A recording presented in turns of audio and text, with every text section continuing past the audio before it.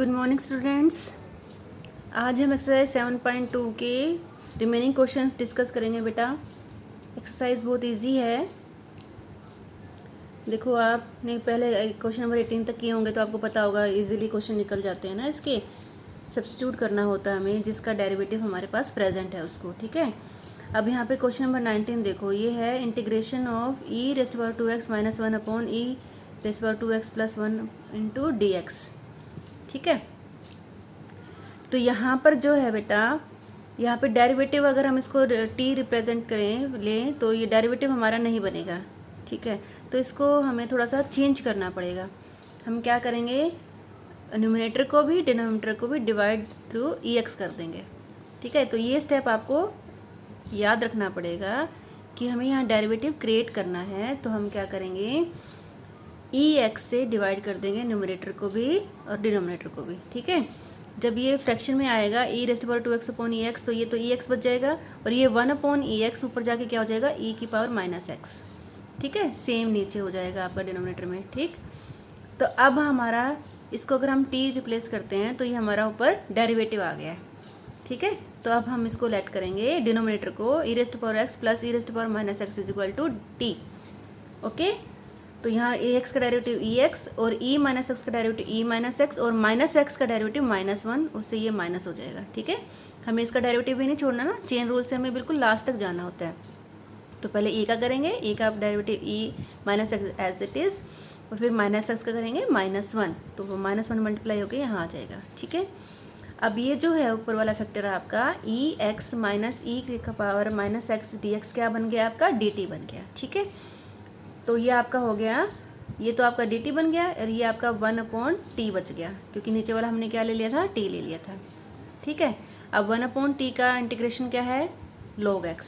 ठीक है, क्योंकि log x का डेरिवेटिव 1 अपॉन एक्स होता है। एंटी डेरिवेटिव से हमारा 1 अपॉन टी का इंटीग्रेशन आ गया log t। अब t की वैल्यू रिप्लेस कर देंगे हम and that is the answer. Plus c constant हमें लेना ही होता है। हाँ, तो आपको क्या स्टेप याद रखना है यहाँ पर, इस क्वेश्चन में आपको स्टेप याद रखना है कि ई एक्स से डिवाइड करना है न्यूमरेटर और डिनोमिनेटर को। ठीक है, क्योंकि यहाँ पर ये तो बैलेंस हो जाएगा ना, ई एक्स और ई एक्स को हम बैलेंस, ठीक है, कोई हम चेंज नहीं कर रहे हैं, सेम नंबर से मल्टीप्लाई और डिवाइड हम कर सकते हैं। क्लियर? हाँ जी, क्वेश्चन नंबर 21 देखें आप। इसमें है integration of tan square of 2x minus 3 dx। ठीक है, तो एक तो आपको आई लिखना है, I is equal to integration का साइन लगाना ज़रूरी है, और ये d x with respect to x हम इंटीग्रेट करें ये भी आपको ज़रूरी है। तो ये बहुत ज़रूरी है, कई बच्चे ये नहीं लगाते हैं, कई बच्चे ये नहीं लगाते हैं, तो बोथ आर कंपल्सरी। ठीक है, तो इसका करेंगे हम, क्योंकि tan स्क्वायर किसी का डेरिवेटिव नहीं होता है, सेकेंड स्क्वायर होता है। ठीक है, तो हम सेकेंड स्क्वायर में इसको कन्वर्ट कर लेंगे। हमने क्वेश्चन पहले भी किया था ऐसा, जब भी tan स्क्वायर आता है आपको उसको सेकेंड स्क्वायर में कन्वर्ट करना है। ठीक है, तो आपका tan स्क्वायर x क्या होता है, सेकेंड स्क्वायर x माइनस 1, ये होता है आपका। ठीक है, तो इसमें हम चेंज कर लेंगे, सेकेंड स्क्वायर एंगल हमारा क्या है 2x माइनस 3 -1 हो जाएगा। ठीक, तो अब आपके पास दो इंटीग्रल हो गए हैं, we will solve them separately. तो फर्स्ट इंटीग्रल है integration of second square 2x minus 3 dx minus, अब यहाँ 1 हम लिखते नहीं हैं तो इंटीग्रेशन ऑफ dx। अब कांस्टेंट है 1 तो उसका इंटीग्रेशन हो जाएगा x, एंटी डेरिवेटिव। ठीक है, क्योंकि x का डेरिवेटिव 1 होता है। यहाँ सेकेंड स्क्वायर किसका डेरिवेटिव होता है, tan x का होता है, तो ये सेकेंड स्क्वायर सीधा tan x में हो जाएगा। और जो ये एंगल है, आप चाहो तो इसको t रिप्लेस करके कर सकते हो, डेरिवेटिव नीचे आ जाएगा, और चाहो तो आप डायरेक्ट इसको इसके डेरिवेटिव से डिवाइड कर सकते हो। ठीक है, एक्सरसाइज 7.1 में हमने ऐसे क्वेश्चंस किए थे। ठीक है, आप चाहो तो यहाँ रिप्लेस भी कर सकते हो इसको, taking 2x minus 3 is equal to t. ठीक है, आप ये वेरिएबल t में चेंज करके इसको कर सकते हो, नहीं तो आप डायरेक्ट भी कर सकते हो। सेकेंड स्क्वायर का इंटीग्रेशन 10 और जो एंगल है उसका डेरिवेटिव नीचे आ जाता है, 2x माइनस 3 का डेरिवेटिव 2 हो गया। क्लियर? हाँ जी, अब क्वेश्चन नंबर 23 देखें। क्वेश्चन लगभग सारे सिमिलर हैं, सेम हैं, बस आपको ये पहचानना है कि किसका डेरिवेटिव आपके पास है। जैसे क्वेश्चन नंबर 23 में है sine inverse x upon √1 minus x square. हमें पता है कि ये जो नीचे है 1 अपॉन √1 माइनस एक्स स्क्वायर, ये साइन इनवर्स एक्स का डेरिवेटिव होता है। ठीक है। तो ये डेरिवेटिव इसमें मर्ज करने के लिए हम इसको टी रख देंगे, ठीक है। तो साइन इनवर्स टी को हम टी रख देंगे, तो इसका डेरिवेटिव क्या होता है 1/√1 minus x square d x is equal to d t. तो ये जो फैक्ट है ये सारा क्या बन जाएगा डी टी बन गया, और ये क्या बन जाएगा टी। तो सिर्फ सिंपल हो गया आपका इंटीग्रेशन, टी का इंटीग्रेशन करना है अब आपको सिर्फ, ठीक है। Integrate t with respect to t, okay. और ये आपको खुद करना है अब, क्योंकि टी का इंटीग्रेशन पावर रूल से आप कर सकते हो। पावर रूल से इसका इंटीग्रेशन करो और वैल्यू टी की रिप्लेस कर दो, ठीक है। हाँ जी, क्वेश्चन नंबर 25 है, ये भी आपको हिंट है। इंटीग्रेशन तक आपको क्या वैल्यू रिप्लेस करनी है, इसके हिंट देखो आप। 1/cos² इंटू 1 - 10 का होल स्क्वायर, ठीक है। ये cos² को अगर हम ऊपर ले जाएं तो ये किसका रिवर्स है, सेकेंड का। तो 1/cos² क्या बन जाएगा sec² x dx, सॉरी यहाँ पर dx आना था, ठीक है। अब sec² किसका डेरिवेटिव होता है 10 का, ठीक है। तो सिर्फ हम 10 को नहीं रखेंगे, हम पूरे फैक्टर को ही t रख लेंगे, क्योंकि 1 का तो 0 होता है डेरिवेटिव, ताकि पूरा फैक्टर ही हमारा मर्ज हो जाए, ठीक है। तो 1 - 10x को हम क्या रख लेंगे t, तो 1 का डेरिवेटिव तो 0 हो जाएगा, और -10x का derivative -sec² x dx is equal to dt। अब ये माइनस तो हमें नहीं चाहिए, तो माइनस हम उधर ले जाएंगे, तो sec² dx हो जाएगा -dt, ठीक है। आप इस स्टेप को लिखना चाहो लिखो, नहीं लिखना चाहते तो डायरेक्ट आपको याद रखना पड़ेगा कि आपको यहाँ पर माइनस लगाना है, ठीक है। तो ये जो ऊपर वाली टर्म है sec² dx, ये तो क्या बन गया आपका -dt बन गया, और नीचे क्या है ये पूरा t बन गया, तो 1/t² हो गया। तो ये आपको इंटीग्रेट करना है अब आपका, ठीक है, पावर रूल से, ठीक है। सिर्फ 1/t को हम log t में कन्वर्ट करते हैं, जब उसके अलावा कोई और पावर है तो हम उसको पावर रूल से सोल्व करते हैं, ठीक।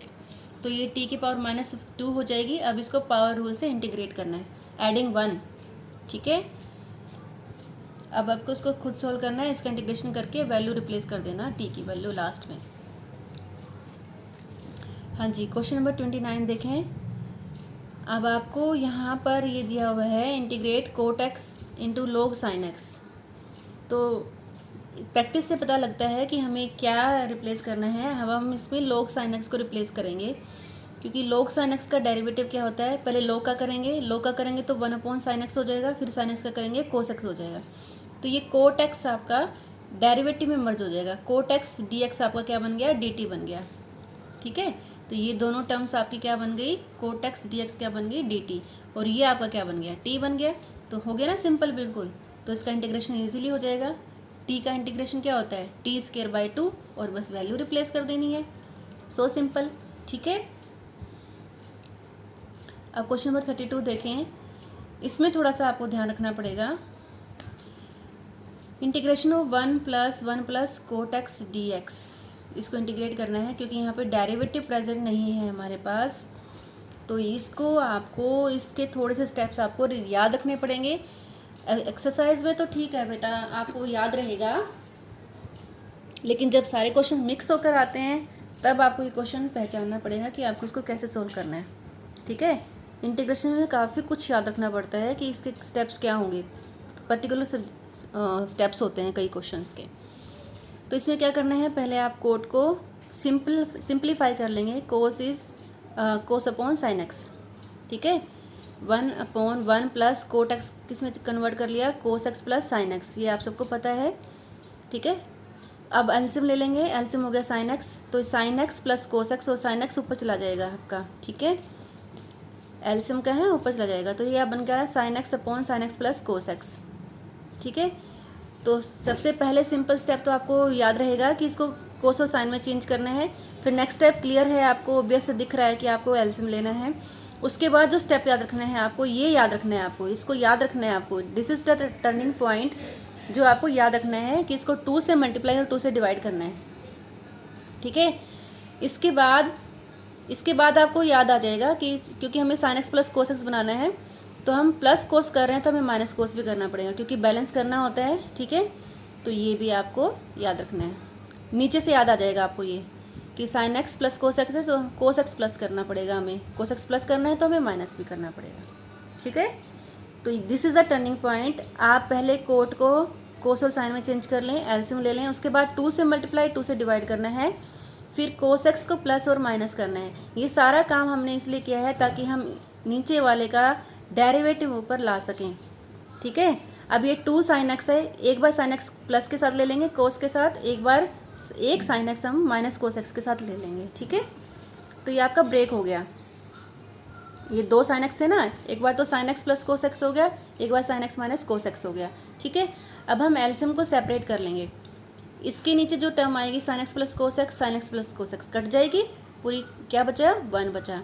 और सेकंड जो आपका बच गया sign x minus cos x upon sine x plus cos x, ठीक है। अब 1 का इंटीग्रेशन तो हम सेपरेट कर लेंगे, इजीली हो जाएगा आपका, ठीक है। ये फर्स्ट इंटीग्रेशन क्या है, हाफ और इंटीग्रेशन ऑफ डी एक्स, 1 हम लिखते नहीं हैं यहाँ पर, ठीक है। और सेकंड इंटीग्रेशन क्या है आपका, half sine x minus cos x upon sine x plus cos x D x, ठीक है। यह 1 का इंटीग्रेशन x होता है तो x/2 हो गया, 1/2 बाहर था हमारा। अब यहाँ क्या है, अब यहाँ नीचे वाले को हम अगर t रखें तो ऊपर हमारे पास उसका डेरिवेटिव है, ठीक है। तो डिनोमिनेटर को हमने क्या रख दिया, t। Let sine x plus cos x equal to t, sine x का डेरिवेटिव कोस एक्स का डेरिवेटिव माइनस साइन एक्स। तो एक माइनस का फ़र्क है तो हम माइनस कॉमन ले लेंगे, तो minus sine x minus cos x d T हो गया। अब ये माइनस आपका उधर चला जाएगा, ठीक है ना। आपको ये ध्यान रखना है क्योंकि एक माइनस फ्री एक्स्ट्रा है आपका, तो आपको यहाँ पर माइनस डी टी रखना है इसकी वैल्यू, तो यहाँ पर एक माइनस आ जाएगा। ये प्लस माइनस किससे बदला है, इसकी वजह से बदला है, क्योंकि sine x minus cos x d t is d x is equal to minus d t है, ठीक है। तो ये माइनस डी टी जो है, ये माइनस, ये सारा जो है माइनस डी टी में बदल जाएगा आपका। ये जो सारा है किस में बदल जाएगा, माइनस डी टी में, और तो माइनस हमने बाहर निकाल लिया है, ठीक है। 1/t, तो जो नीचे वाला क्या हो गया है, t हो गया है, क्लियर। तो अब तो आसान है हमारा क्वेश्चन, क्योंकि 1/t का हमें इंटीग्रेशन पता है, log t होता है, ठीक है। log t और t की वैल्यू हम वापस रिप्लेस कर देंगे, ओके। कांस्टेंट में ऐसा है, जब हमने इसका इंटीग्रेशन किया, इंटीग्रेशन ऑफ dx, तो हमारा x प्लस c1 हमने कांस्टेंट लगा लिया इस इंटीग्रेशन के लिए, ठीक है। इसका इंटीग्रेशन आया तो एक कांस्टेंट c1 ले लिया हमने, ठीक है। जब हमने इसका इंटीग्रेशन किया तो एक और कांस्टेंट आ गया c2, और इनको हम कंबाइन करके एक c कंबाइन हो जाएगा। कांस्टेंट टर्म जो लाइक टर्म्स हैं, चाहे वो प्लस हो चाहे माइनस हो, उनको हम कंबाइन कर सकते हैं c, ठीक है। अगर आप यहाँ पर इनको, वैसे तो लिखना चाहिए हमें, जब भी हमने इंटीग्रेशन किया है उसको एक कांस्टेंट आता ही है हमारे पास, c1 इसका आ गया, c2 इसका आ गया, और c। अगर लेकिन अगर आप ये ना लिखते हैं, लास्ट में भी आप c लगा दें तो भी चलेगा, ठीक है। हाँ जी, अब क्वेश्चन नंबर 34 का हिंट ले लें आप। यहाँ पर इसमें भी थोड़ा सा आपको याद रखना पड़ेगा क्वेश्चन में, कि एक टर्निंग पॉइंट है जिसको आपको याद रखना पड़ेगा, फिर क्वेश्चन ईजिली हो जाएगा। √10x upon sine x cos x, ठीक है।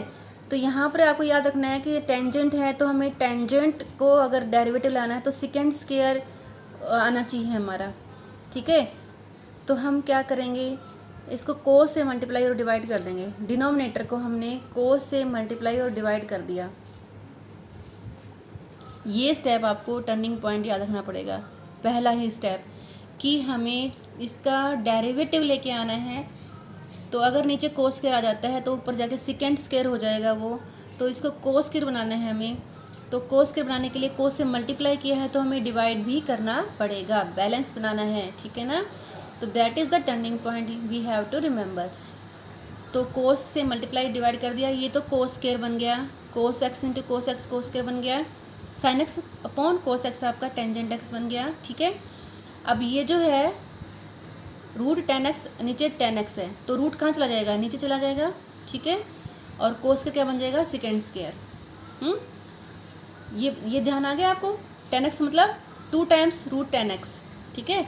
जैसे आपका √2/2 होता है, तो इसको रैशनलाइज करोगे तो क्या आ जाएगा, 1/√2, है ना।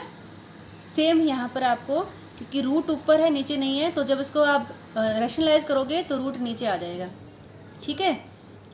अब 10x का डेरिवेटिव सेकेंड स्क्वायर हमारे पास है, तो हमें इसको क्या रखना है, t। 10x को हम t रख देंगे, तो टेंजेंट x का डेरिवेटिव सेकेंड स्क्वायर dx हमारा हो जाएगा dt, ठीक है। सेकेंड स्क्वायर dx हमारा क्या बन गया dt। तो ये ऊपर वाला टर्म तो हमारी सारी dt बन गई और नीचे क्या बन गया 1/√2। तो √2 जो है ऊपर जाके -1/2 पावर हो जाएगी। अब इसको हम पावर रूल से सॉल्व करेंगे, ठीक है। इसको आप कंप्लीट कर लें, चाहें तो आप मैं कर देती हूँ। जैसे t की पावर -1/2 है, +1 हो जाएगा और -1/2 + 1 + c, ये इसका इंटीग्रेशन आ जाएगा, ठीक है। इसको एलसीएम लेके आप सोल्व कर लें और t की वैल्यू को रिप्लेस कर दें।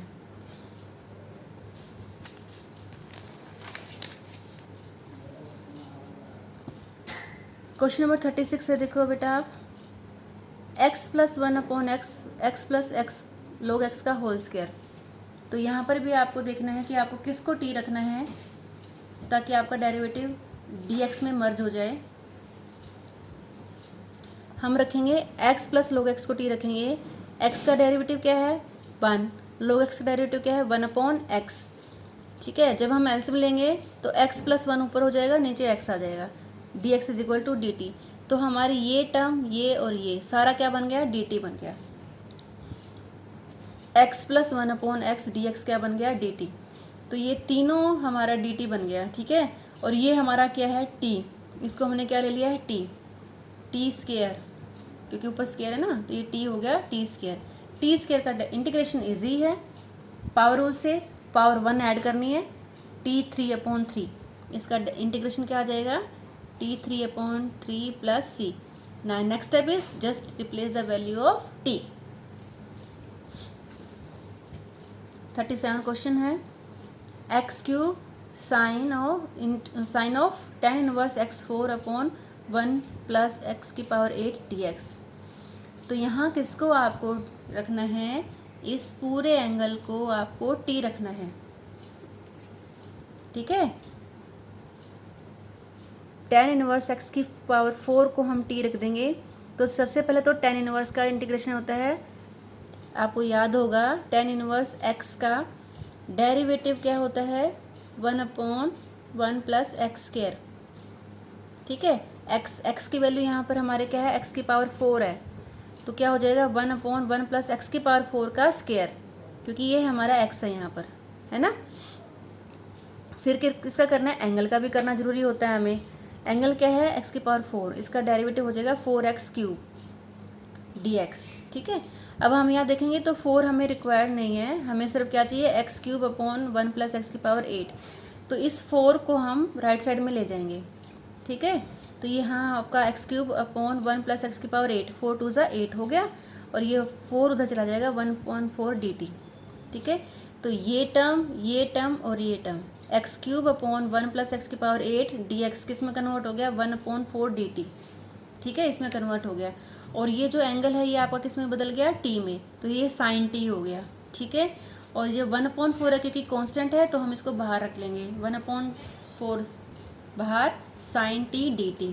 अब sin t का इंटीग्रेशन आपको अच्छे से पता है क्या है -cos t, और -cos t बस t की वैल्यू रिप्लेस करनी है आपको, ठीक है। ये आपका 1/4 -cos t + c, अब t की वैल्यू रिप्लेस करनी है आपको सिर्फ, ठीक है। क्लियर। आज आपको एक्सरसाइज कंप्लीट करनी है, ओके बेटा। जो ना आए वो पूछ लेना।